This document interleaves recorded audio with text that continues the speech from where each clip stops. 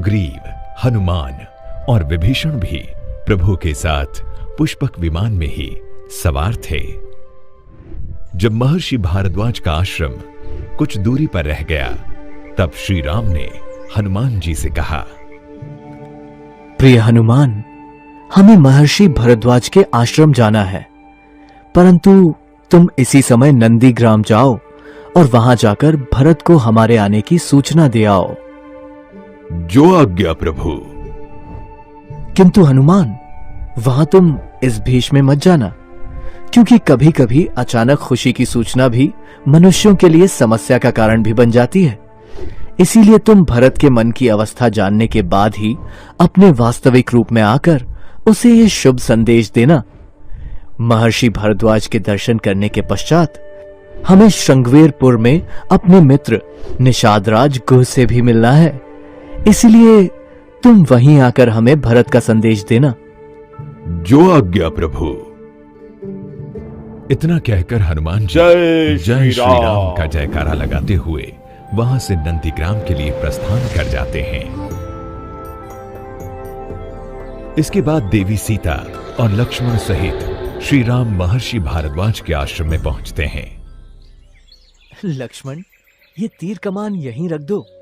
आश्रम में शस्त्र ले जाना शास्त्रों में वर्जित माना गया है।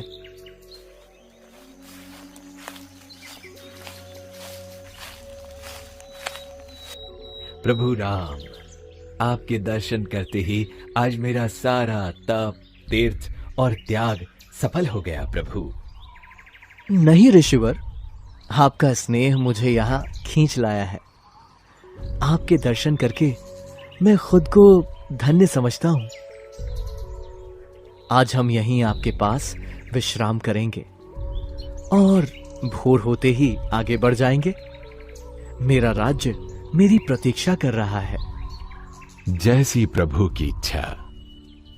ये कहते हुए मुनि ने राम को हृदय से लगा लिया। फिर स्नान पूजन के बाद भगवान को अमृत समान अच्छे अच्छे कंदमूल, फल और अंकुर लाकर दिए। अगले दिन प्रातःकाल के समय प्रयागराज में स्नान के बाद श्री राम पुष्पक विमान में सवार होकर अयोध्या के लिए निकल पड़े। देखो रे देखो, प्रभु रामचंद्र आकाश मार्ग से वापस अयोध्या आ रहे हैं। श्री रामचंद्र जी और बाकी सभी जन निषादराज गुह से मिलने के बाद गंगा तट की ओर बढ़ते हैं और वहां पहुंचकर देवी गंगा की पूजा करते हैं। उधर नंदीग्राम में भरत अपने गुरु वशिष्ठ के साथ वार्तालाप कर रहे होते हैं।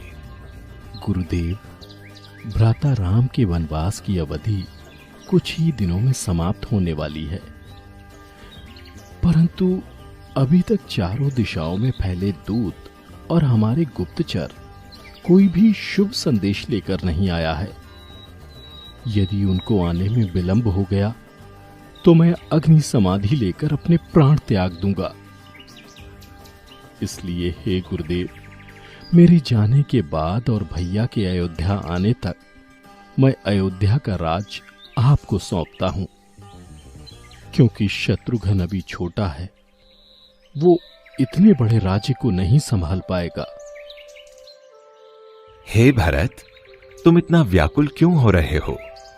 राम के वनवास की अवधि समाप्त होने में अभी 2 दिन शेष है।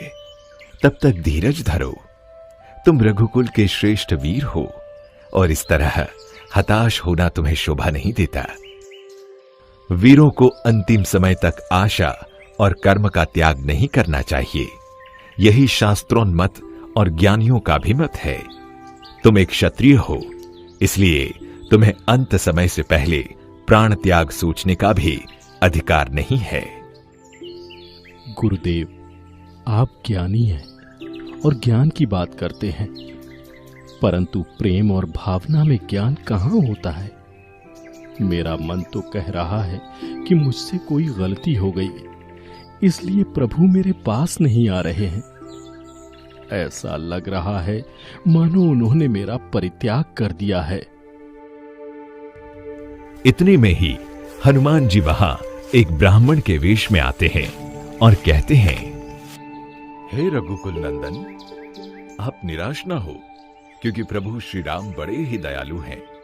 वो अपने प्राणों का त्याग तो कर सकते हैं, किंतु वे आपके जैसे भाई का त्याग नहीं कर सकते।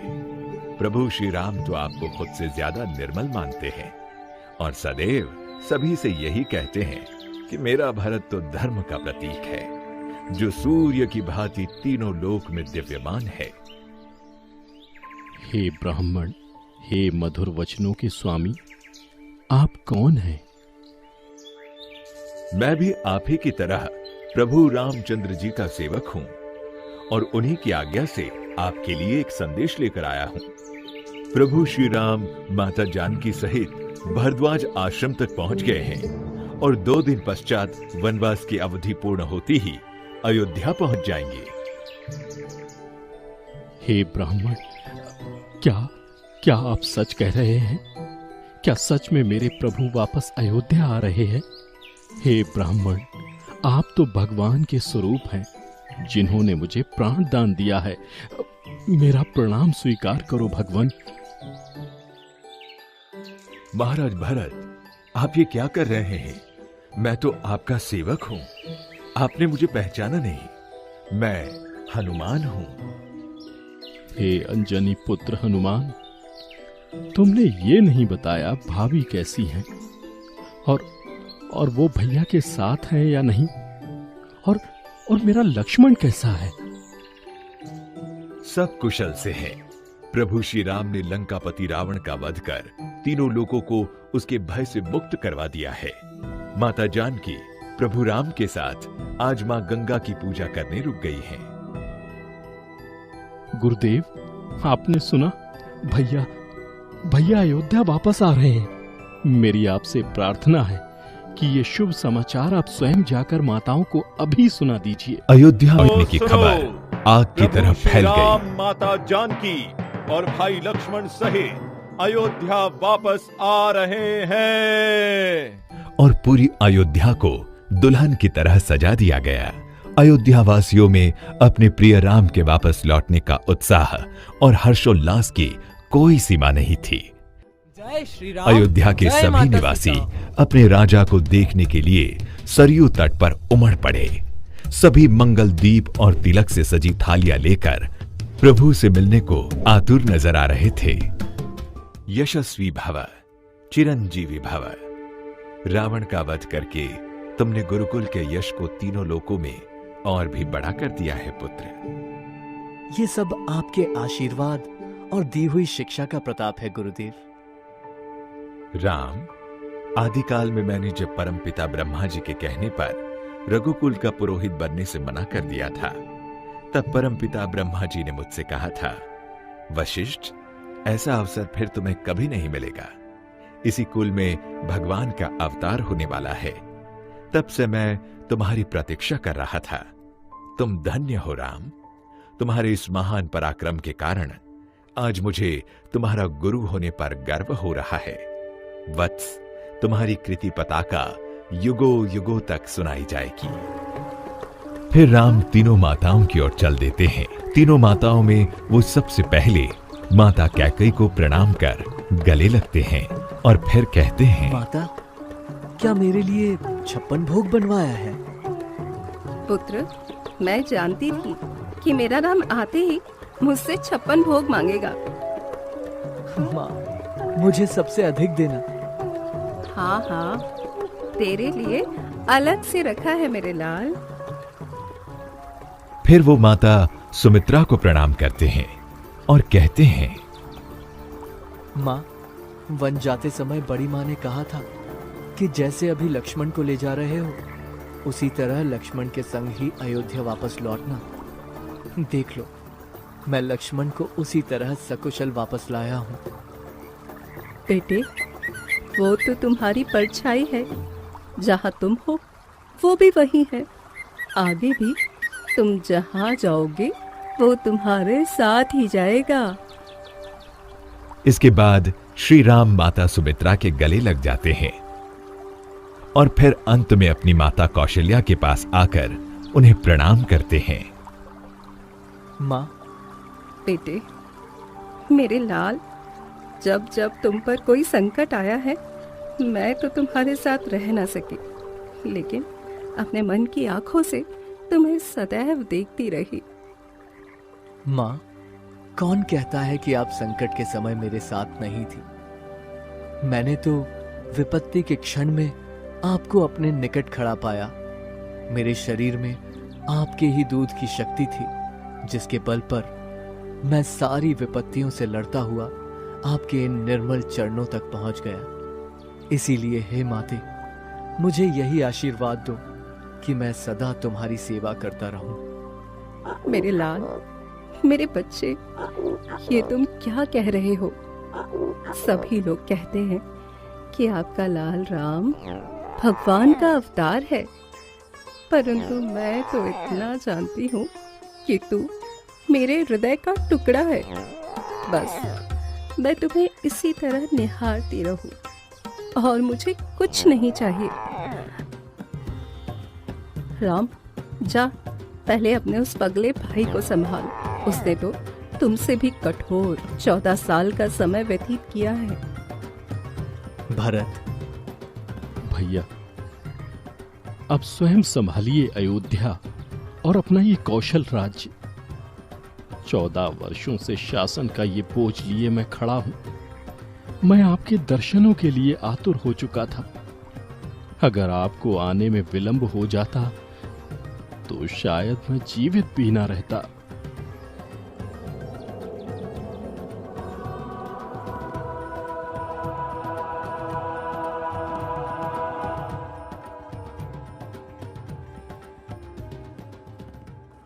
भैया, यदि मुझसे इन 14 सालों में आपकी प्रजा के प्रति कोई भूल हो गई हो तो उसके लिए मुझे क्षमा कर दीजिएगा, क्योंकि मैं आपकी तरह कोई राजा नहीं। मैं तो केवल एक छोटा सा नादान सेवक हूं। भरत, तुम हम सब भाइयों में महान हो। मैंने तो पिता की आज्ञा का पालन करते हुए 14 वर्ष वन में बिताए, परंतु तुमने तो भ्रातृ प्रेम की भावना में राजधानी में रहते हुए भी सन्यासियों सा जीवन बिताया। इसलिए अनंत काल तक तीनों लोक में जब भी कोई प्राणी धर्म की बात कहेगा तो धर्म का प्रमाण देने के लिए तुम्हारा यानी भरत का नाम लिया जाएगा। भैया, बड़ी मां सच कह रही थी कि तुम भगवान के अवतार हो, क्योंकि अपने भक्तों को इस प्रकार का मान सम्मान देना तो भगवान का ही काम होता है। प्रणाम गुरुवर। यशस्वी भव। लक्ष्मण, तुमने अपनी निस्वार्थ सेवा से सारे मनुष्य को वो पाठ सिखाया है जिसका संसार में मिलना बड़ा ही कठिन होगा। मुझे तुम पर गर्व है। पुत्र लक्ष्मण, मेघनाद का वो घातक तीर कहाँ लगा था? माँ, यहाँ। जब तीर लगा होगा तब तो बड़ी माँ की बहुत याद आई होगी। हाँ माँ, मैं मूर्छा में आपको ही जोर जोर से पुकार रहा था कि बड़ी माँ मेरी मदद करो। लक्ष्मण, तुमने तो मेरी लाज रख ली बेटे। तुम युगों तक तीनों लोकों में भाई के प्रेम का प्रमाण रहोगे। तेरी सदा जय हो बेटे, तेरी सदा जय हो। आप सबने जो राम की सहायता की, उसके लिए ये रघुकुल सदा आप सभी का ऋणी रहेगा। उसके बाद तीनों भाई सरयू में स्नान कर राजमहल की ओर चल पड़ते हैं। अयोध्या पहुंचने पर राम जी देखते हैं पूरा नगर फूलों और दियों से सजा हुआ है। अयोध्या इन दीपों की रोशनी से जगमगा रहा है। महल में उन सभी का फूलों की बारिश के साथ स्वागत किया जाता है और फिर सभी अयोध्या वासियों की उपस्थिति में प्रभु श्री राम का राज तिलक किया जाता है। उस दिन सभी अयोध्या वासियों ने अपने प्रिय श्री राम के स्वागत में अपने अपने घर घी के दीपक जलाए। कार्तिक मास की वो सघन काली अमावस्या की रात्रि पूरी अयोध्या दियों की रोशनी से जगमगा उठी।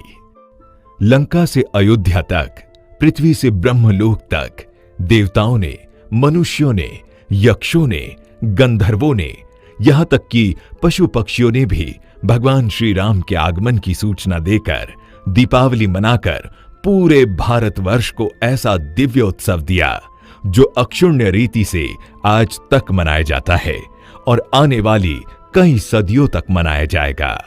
तो प्रिय दर्शकों, ऐसे मनाई गई थी अयोध्या की पहली दिवाली। अगर वीडियो अच्छी लगी हो तो अपने सभी दोस्तों, रिश्तेदारों, पड़ोसियों के साथ इसे भी व्हाट्सएप, फेसबुक पर शेयर करें। द डिवाइन टेल्स परिवार के साथ जुड़े सभी लोगों को हमारी टीम की तरफ से दिवाली, धनतेरस और गुरु पूरब की हार्दिक शुभकामनाएं।